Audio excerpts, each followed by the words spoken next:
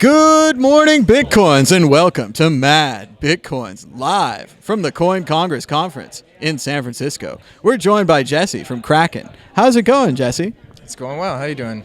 I'm doing great. Now, what's going on over at Kraken? I know you guys are a Bitcoin exchange, but what are you up to?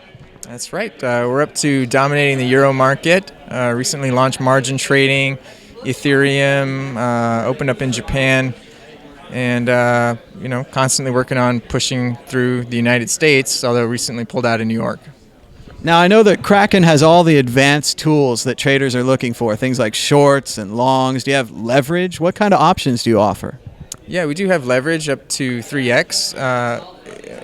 Do you mean options in terms of features or options in terms of options trading? I'll go with both because I want to look smart, but either one's fine with me. Okay, so we're not trading options, but we do have the advanced order types that you stated, stop orders, other kinds of conditional orders, and you can do all these through the interface, the web interface, or through the API, and the bigger traders usually use the API.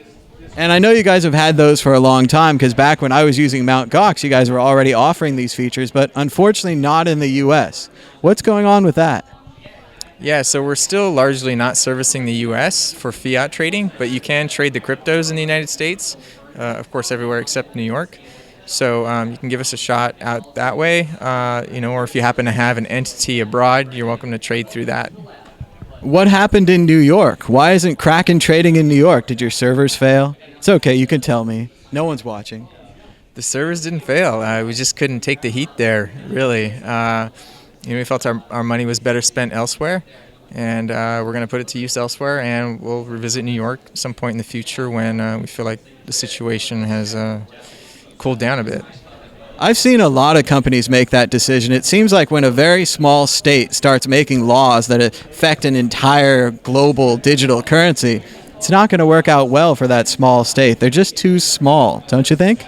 I think so. I mean, New York likes to think it's the financial center of the universe, but for the Bitcoin market, it's still very tiny, and it's still minuscule compared to a state like California, for example, and very small compared to the rest of the world, obviously, where most of our business is. So we're not going to contort the entire business just to fit New York's demands. I mean, the market's just not worth it. Now, I know Kraken is big in Japan. I've even heard you're involved helping out with the Mt. Gox collapse. What is Kraken doing to help the victims of Mt. Gox? Yeah, so we have been working on the investigation since the beginning. Also, we've helped put together the claims process, the evaluation process, and ultimately the payouts, which hopefully will happen at the end of this year or early next year.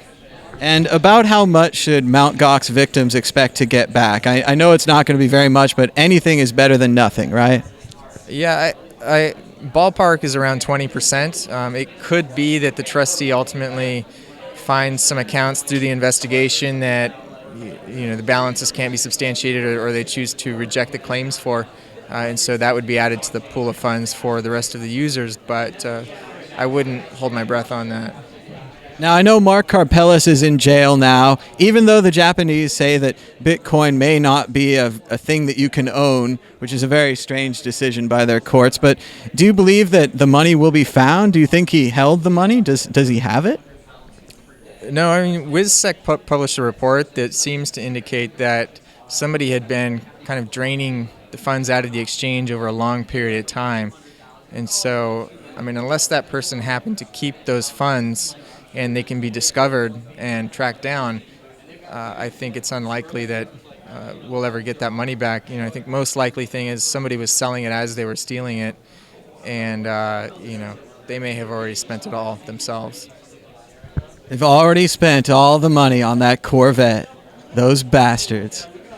Well, thanks, Jesse, for being on the show. And where can people learn more about Kraken? They can go to kraken.com. Very cool.